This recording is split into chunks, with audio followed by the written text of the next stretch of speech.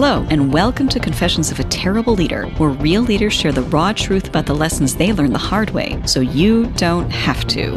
Join our host, Lacey Nelson, founder of Transcend Leadership Collective and former terrible leader. Every leader can become worthy of being followed if they are willing to put in the work. On this podcast, we share the messy stories and behind-the-scenes reality of what the work actually entails. We welcome you to this community of revolutionary leaders who believe honest communication, healthy conflict, and building cultures of acceptance, respect, and trust are not only possible, but non-negotiable for cultivating world-class teams.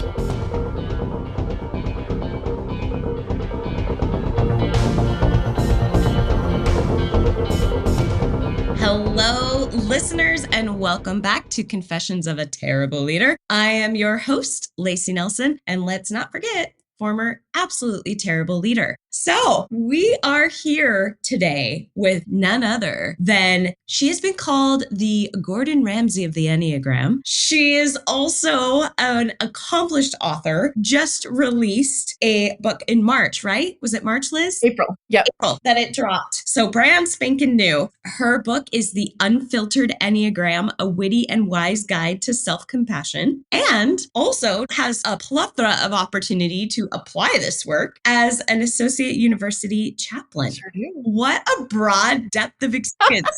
Welcome to the show. Thanks for having me. I'm excited to be here. First of all, wow, I love when things seem like random, but then they all come together. Would you have seen this for yourself 15 years ago? Oh, absolutely not. I would have laughed in your face 15 years ago. Yeah. 5 years ago, would have been like, yeah, right. Okay. Yeah. 2018, you were telling me before we hit record that the Rude Ass Enneagram Instagram page started. Yes. So really not that terrible. I mean, it's been a while. I still 2020, I'm still in the time vortex of what is Yes. time? Yes. Agreed. Okay, good. I'm not alone. No, we fell into a black hole between 2020 and 2022 for sure. Yeah. I feel like I'm just kind of now emerging, but that's a different thing. So tell me, how fast did that page grow? I mean, your following is incredible. It's pretty wild. So, I started it in the summer of 2018. I had just turned 30. And for the first couple of months, it was a few hundred followers. And I remember as I was getting into the fall, I had friends who were following it and they were like, oh my God, you're almost at 1,000. You're a celebrity. And I was like, I know, so weird. And then around Thanksgiving-ish, it just started really picking up. And, it's one of those things that it snowballs a little bit. So once it hit 5,000, it hit 10,000, it,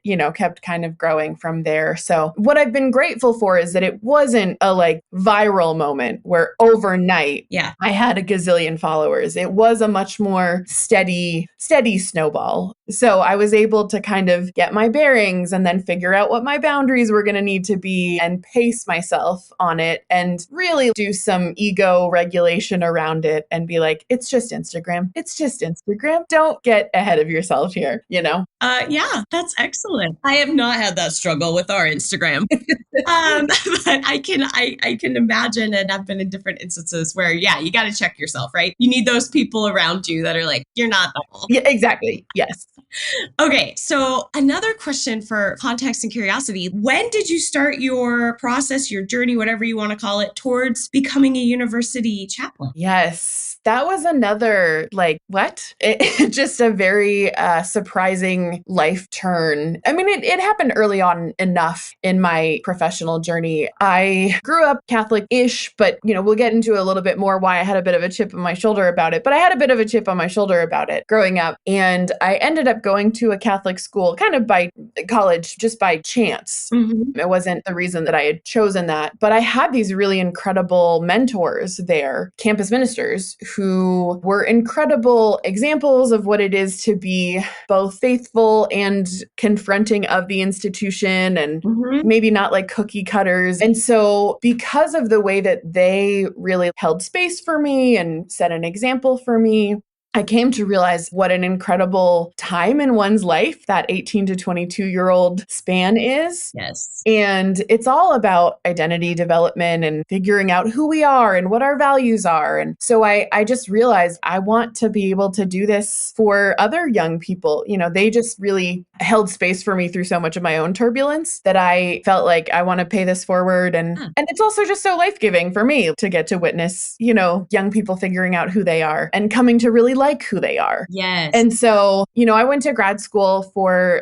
my degrees in pastoral ministry. And I actually, June 2nd, we're recording on May 29th. Yeah. June 2nd is my 10-year anniversary at Wake Forest University. So, oh my gosh, wow. So I've been at this for a minute now. But you have. Yeah. So that's kind of how I fell into it, and really because of what I received. Yeah. Okay, so you're a decade in, Yeah. working with people, with young people at this super formative time of their life. Yes. And just to illustrate for our listeners on their own path, the ones that are figuring out what even is my career trajectory, I know I want to make an impact. How does the Enneagram intersect with the work that you're doing? Like, how did that happen for you? Oh my goodness. In every way at this point. Yeah. But, you know, I had been introduced to the Enneagram right out of college. I was 22 years old. I didn't know myself. I had no muscles of self-awareness. But even just in the first introduction of it, I remember being like, whoa, this is so, it had military weapons grade precision in describing,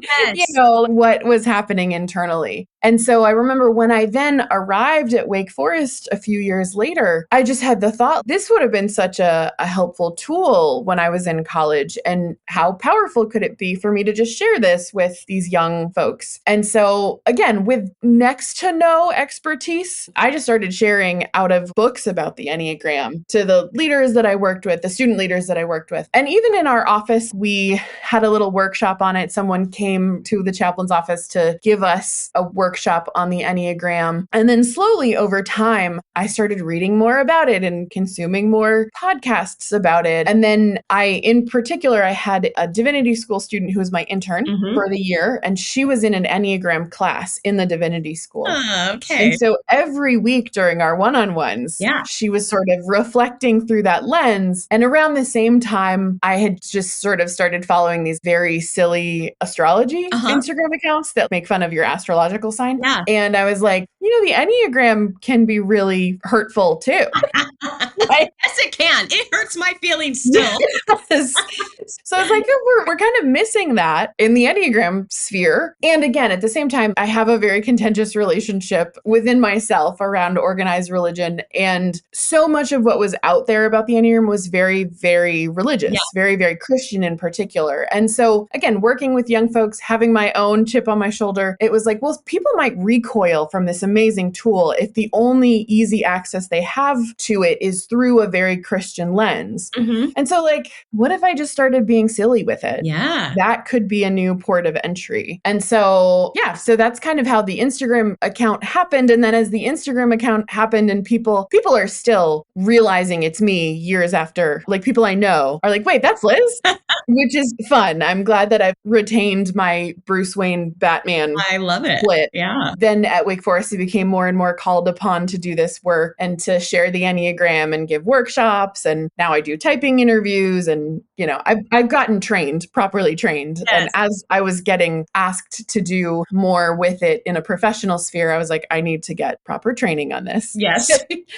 So now it's just, I use it in spiritual direction. I use it with seniors who are getting ready to graduate and trying to figure out what adulthood is going to look like. I use it with teams around the university. So it intersects in a major way with my work now, which is really fun. That's great. We like the Enneagram a lot over here. We do not yet have someone on the team of the collective that is Enneagram certified. So we're definitely amateurs. But man, with the military precision, you use that phrase. I was like, that is so accurate. Yeah. And I do one-to-one executive coaching, and I use it as a tool with them. Yeah. If you're interested to dig deeper, go, but this is going to help me coach you better and connect you on a deeper level. Yeah. And they're always shocked because they're thinking, oh, it's going to be like the disc. It's going to be like, buckle up. Right. Brace yourself. Yeah. Yeah. And for anyone listening that they're just like, what? I've heard of the Enneagram. Where would you point them to start dipping their toes in and understand it? Because there's just like everything else, there's quality resources. Certainly. And then there's not so quality. Yeah. Yeah. Yes. I would say it's more, I mean, it's deeper than ankle deep, but I would say like to get to the shallow end of the pool to start yourself off with, I would say the Enneagram Institute, the website is free and has incredible type descriptions, really, really thorough type descriptions, as well as really helpful kind of distinguishing factors between types. So, you know, if you take a test and you're like, am I a 2 or am I a 9? It can help you parse that out, which is a really wonderful resource. The other thing I would say is there's this great little book. It's called The Essential Enneagram. It's by Dr. David Daniels and Dr. Virginia Price. And that is a typing resource, first and foremost. There's a test in the beginning of the book that helps you narrow down some options. And then it's very accessible in that like it's not a long book, just a few pages on every single type that gives you kind of the overview of the type structure. Mm-hmm. And similarly, Dr. David Daniels has a website. If you Google Enneagram, Dr. David Daniels, his website will come up, and he's got really wonderful type descriptions on that website as well. So I would say like, if you're looking for something free and again, shallow end of the pool, that's where I would start you, and that will draw you in deeper. Excellent. Thank you. Yeah. So before we launch fully into the confessional time, if you would not mind sharing, I am so curious, what is your Enneagram type? So I lead with type 8. I'm a mean old 8. So challenger, protector, punk. Yep. Problem child. I am a fellow female 8. So yes. And you know what? 8s tend to love each other, which is really, some types are a little bit oil and water, but within their own type, but 8s, we love our people. I think so. And especially for me, like another woman who's an 8. Yes. I'm like, oh, hello, sister. Hey, sis. I don't even know how to say it. You know what it's like. Yeah. Awesome. Okay. Whew, this is going to make our interview about this confessional even more exciting. Here we go. The big question that we invite everyone on. We ask them this question. Rock and roll. What is one of your biggest missteps or mistakes in your leadership journey that has shaped you today? It is more than just a misstep. It's a years of misstepping. Oh, yeah. Okay, let's go. Yeah. So, and it'll bring all of this together, right? So type 8. And as I mentioned kind of early on, and I'll parse it out a little more. And I'll also disclaim, like, all opinions are the guests and not the hosts, right? Like, and the podcast. Yes. Appreciate the disclaimer. Yes. But big part of our work is helping create spaces of acceptance and belonging. We teach people how to do that. So you just be you and do not feel the need to censor anything. Fabulous. So I grew up outside of Boston in the early aughts, and I grew up Catholic. And at that time in history, the clergy sex abuse scandal broke that story in Boston. And at the same time, so I was in 8th grade when that happened. And right around the time when you're 12, 13, 14 is also the time that a lot of people start to recognize that they're queer. And so some of my friends started coming out as queer. And so at this moment, we're watching this, what is a regional and also national story unfold, an international story unfold of this institution that was protecting really harmful people within its ranks at the same time as I'm watching my friends who were coming out as queer be rejected by this same institution. And so I'm watching this going, this is gross, this is awful, and I don't want any part of this. But growing up as a child, you're living under your parents' house. And so like still went through with CCD and confirmation classes and all of that. But I had a real chip on my shoulder about the Catholic Church. And so then when I went to college, again, it was a Catholic school, but that didn't really factor into my decision. But I happened to become friends with our peer minister in the dorm and was then introduced to his mom, the campus minister, and several other campus ministers. And at the same time was introduced to figures within the Catholic Church, people like Oscar Romero and Dorothy Day, who were real pain in the asses to the institution during their time. But they were also stubbornly insisting upon their identity as Catholics, and that all of the ways that they kind of were being a thorn in the side were informed by their Catholic faith.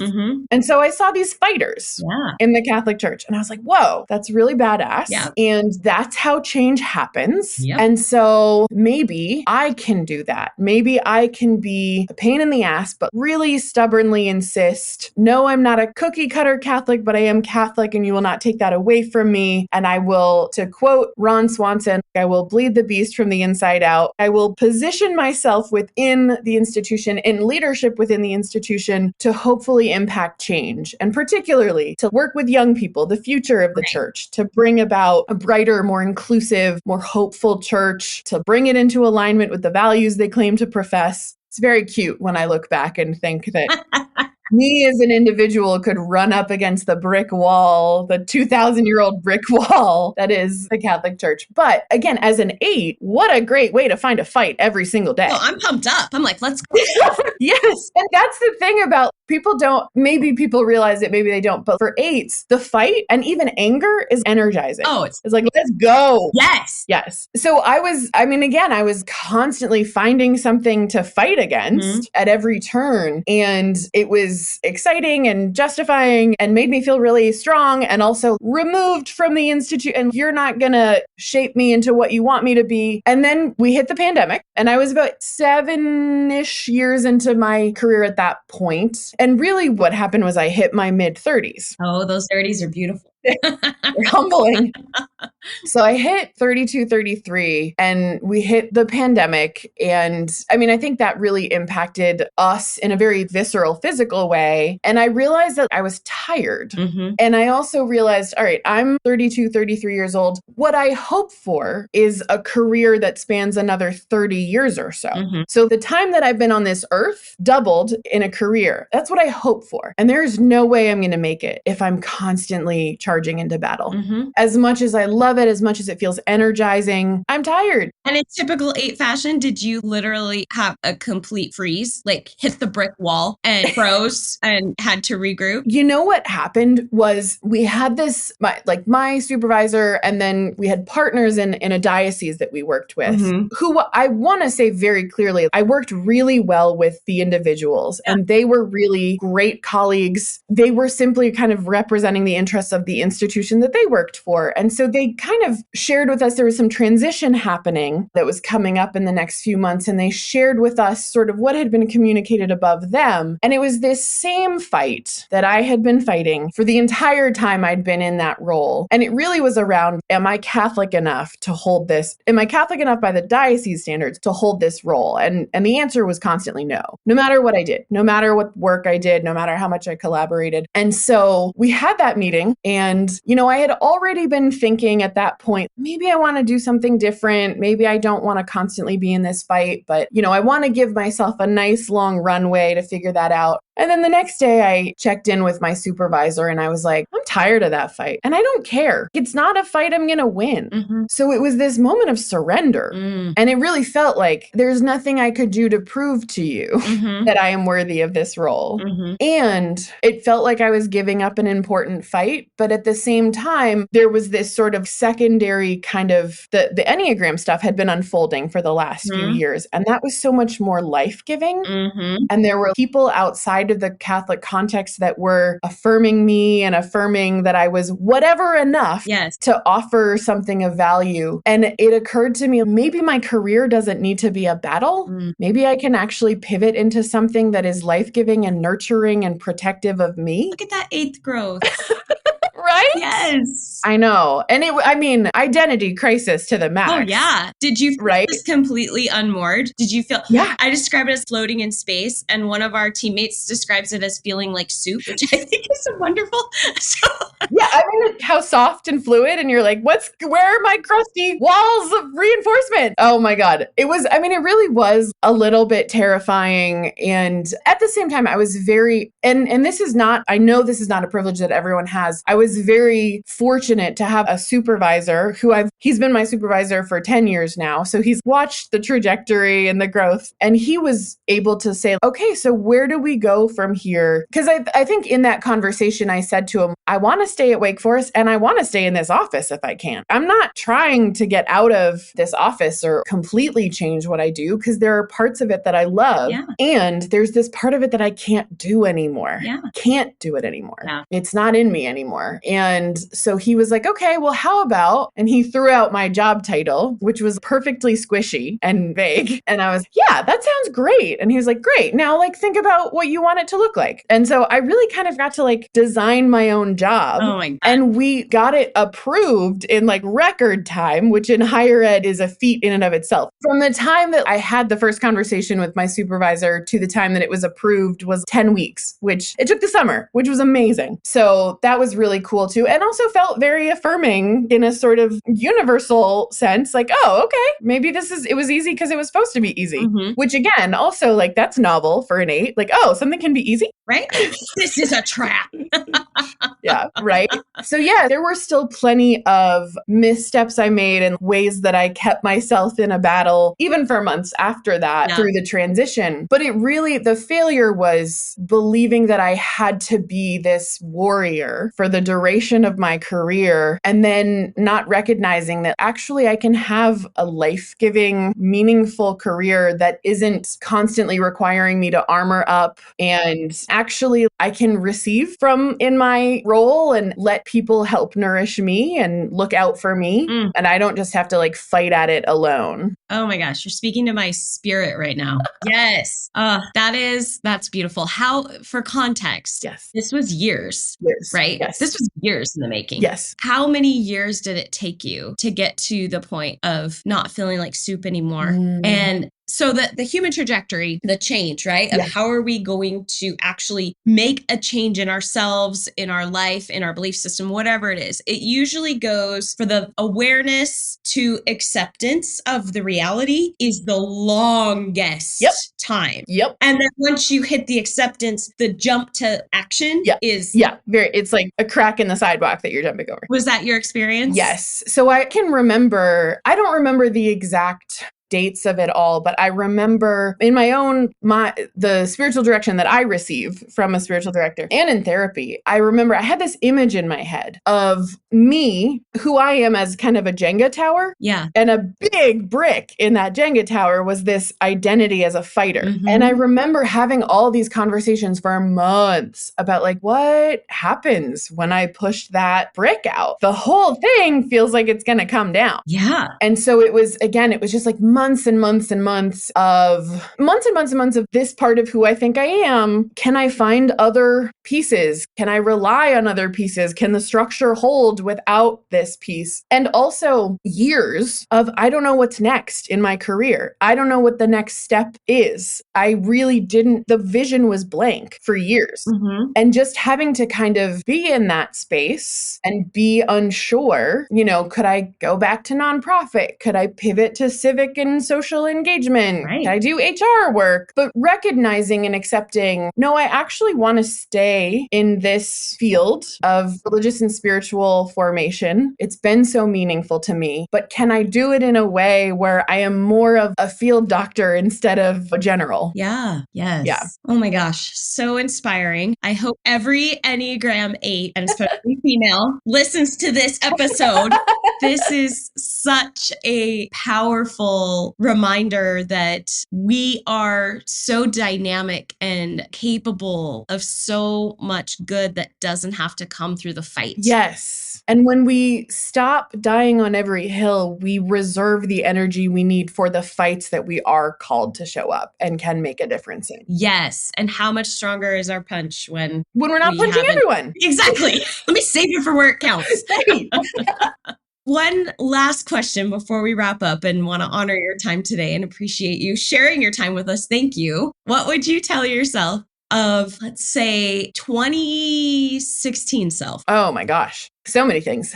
I think the thing that it's so funny, I've actually been reflecting on my 2016 self recently for kind of other reasons, more in the like personal realm, some parallels happening. But I think overall what I would say is things can be easy. It's like okay for things to be easy. That doesn't mean that you're not strong and capable of impact. And it doesn't all have to be a struggle. You're allowed to have major things in your life that are easy. Yes. Okay, I'm going to ask a totally selfish personal question because I don't get to meet very many female 8s.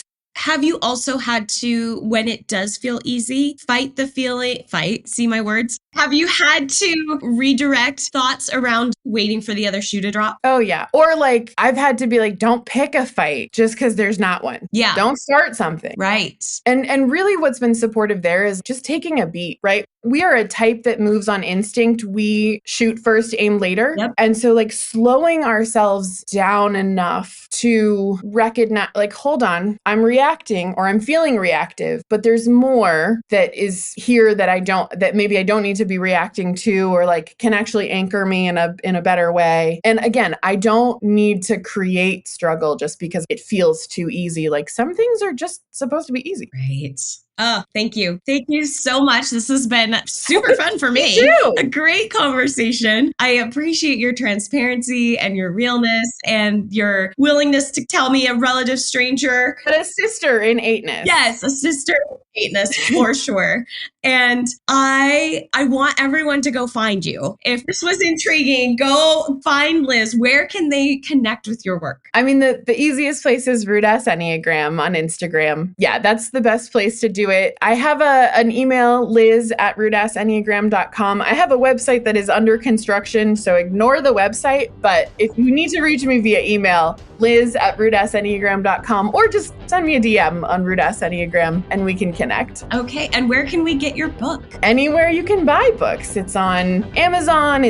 There are signed copies available at my local bookstore that you can order online. It's called Bookmarks, and that link is in my bio. We will link that. We'll link the local bookstore. Let's support Awesome. the local bookstore. So Mary will drop all the links in the show notes, and we will make sure that people can find all of these amazing resources. We'll probably even link some of the resources you talked about at the top. Absolutely. So those people can do that dive. And oh my gosh, I have a feeling this is just like the beginning of a relationship. I hope so. Yeah.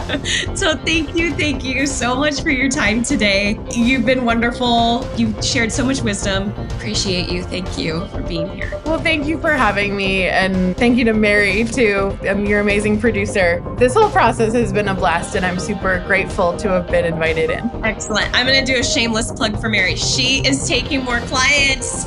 So everyone loves the Mary experience. Yes. Yeah. So she's in the show notes too. So you can go find her. So thank you, everyone. Thank you, listeners. And until next time, go manage like a leader.